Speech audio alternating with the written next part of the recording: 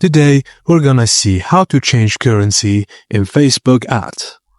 Firstly, you need to open Ads Manager. Log into your Facebook Ads Manager and click on Ad Account Settings from the menu. Under the Currency field, click on Change Currency.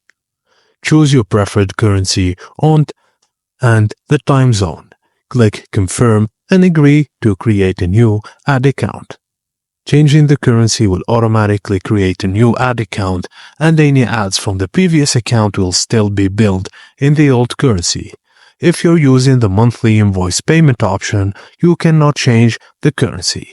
You can still access your previous ad account in Ads Manager, then Account drop-down menu on the top left corner. Now your Facebook ads currency has been updated and you have now a new ad account. Thank you for watching, and please don't forget to like and subscribe for more.